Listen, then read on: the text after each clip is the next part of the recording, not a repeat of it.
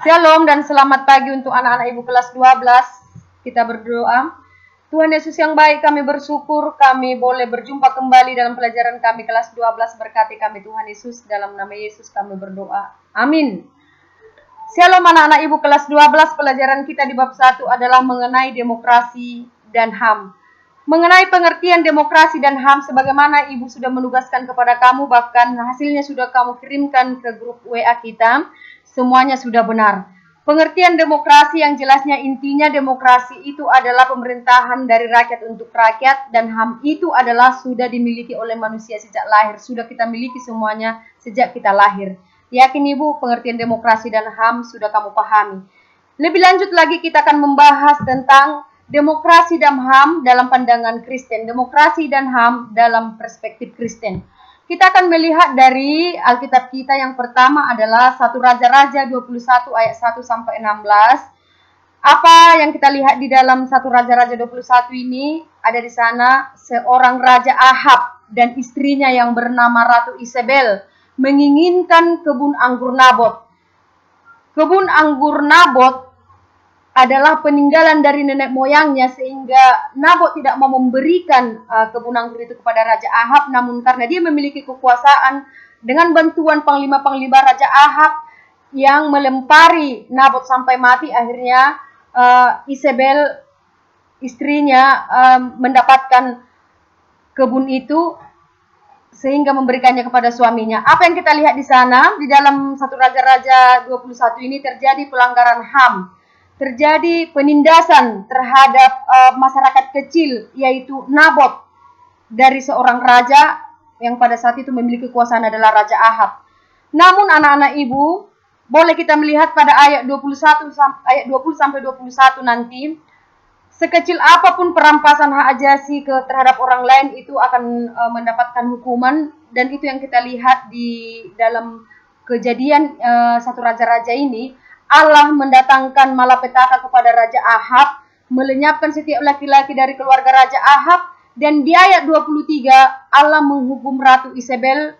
Anjing akan memakan Isabel. Nanti lebih lanjut kamu baca Alkitabmu. Dan Isabel itu akhirnya menjadi ratu sebatang kara karena semua keluarganya meninggal. Berikutnya akan kita lihat nanti di sana di nas pendukungnya sebagaimana ada di buku paket kita Mazmur 133 ayat 1 sampai 6 itu. Boleh kita melihat di sana indahnya persaudaraan yang rukun.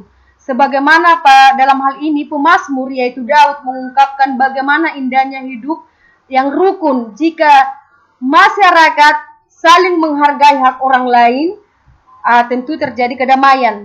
Di mana jika dalam masyarakat tidak ada saling menekan, saling menindas, saling memeras, jauh dari konflik, maka terjadilah hidup rukun.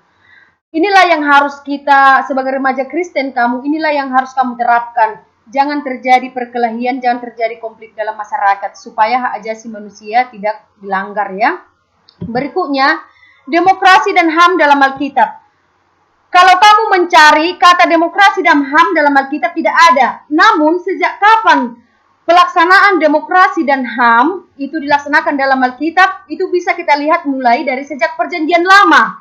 Mulai dari Perjanjian Lama di dalam kitab Keluaran 18 ayat 13 sampai 25, di sana kita mendapati sebuah cerita bahwa pelaksanaan demokrasi dan HAM dimulai ketika bangsa Israel dibawa oleh Musa keluar dari Mesir. Di perjalanan mereka, Musa menyadari bahwa tidak sanggup jika ia memimpin bangsa Israel yang sering bersungut-sungut di perjalanan. Pada saat itulah Musa di ayat 25, dari seluruh orang Israel Musa memilih, kata memilih ya, memilih orang-orang cakap, mengangkat mereka menjadi kepala, menjadi pemimpin 1000 orang, pemimpin 100 orang, pemimpin 50, dan pemimpin 10 orang. Nanti di ayat 25 kamu lihat di sana. Dalam memilih pemimpin-pemimpin itu, hakim-hakim itu untuk memimpin bangsa-bangsa Israel itu dibikin dalam bentuk-bentuk kelompok. Mereka berdemokrasi. Mereka saling menghargai hak orang lain, sebagaimana demokrasi yang kita lakukan, yang kita terapkan ketika kita memilih ketua kelas misalnya, tidak asal wali kelasnya mungkin memilih. Seperti itu yang dilakukan oleh Musa ya. Boleh kita melihat di sana bahwa pemimpin itu juga harus pemimpin yang cakap, namun dengan cara berdemokrasi dan saling menghargai hak asasi manusia. Berikutnya kita akan melihat kesegambaran Allah dengan manusia. Hak ajasi manusia tentunya itu sudah ada awalnya dari kesegambaran kita dengan Allah, di mana kita adalah imago Dei Allah. Kesegambaran kita dengan Allah itu dalam Kejadian 1 ayat 26. Kita disuruh untuk menaklukkan bumi, menguasai bumi dalam Kejadian 1 ayat 28. Kita diberi kebebasan dalam Kejadian 2 ayat 16 sampai 17, kebebasan dan kemerdekaan. Untuk itu kamu sebagai seorang remaja Kristen di dalam Amsal 4 ayat 23, jagalah hatimu baik-baik sebab hatimu menentukan jalan hidupmu. Tentunya kita harus saling menghargai hak orang lain juga menghargai kita, terciptalah hidup rukun. Kita lihat kenyataan di demokrasi dan HAM di Indonesia bagaimana. Mungkin kamu menyadari itu. Kalau kita memperhatikan praktek kehidupan demokrasi di Indonesia, bahwa prosesnya masih mungkin kamu lihat, masih banyak terjadi pelanggaran hak asasi manusia. Ya, beberapa kasus, mungkin kamu lihat di media massa, kamu lihat mungkin dalam medsos, bahwa ada itu yang sering dalam sejarah, Petrus, penembak misterius, kasus penculikan, pembakaran rumah-rumah ibadah, peledakan bom di mana-mana, Bu. Masih terjadi pelanggaran hak asasi manusia. Kasus Trisakti ya, mungkin sudah kamu dapatkan dari pelajaran-pelajaran yang lain. Pembakaran rumah ibadah sering terjadi, Bu. Itu adalah pelanggaran hak asasi manusia. Tidak ada kebebasan dan kemerdekaan. Betul, apa yang kamu lihat itu betul terjadi. Namun, dalam prosesnya itu akan semakin dihargai hak asasi manusia. Untuk itu, anak-anak ibu, jika kamu melihat kenyataan masih banyak terjadi pelanggaran hak asasi manusia, kamu sebagai remaja Kristen tentunya jangan melakukan pelanggaran hak asasi manusia.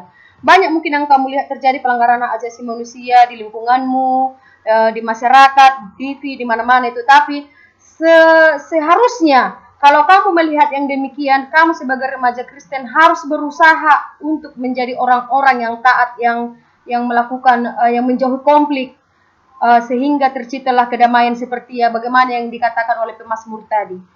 Untuk itu anak-anak ibu, di pelajaran kita bab 1 ini kamu ibu tugaskan, ini tugasmu.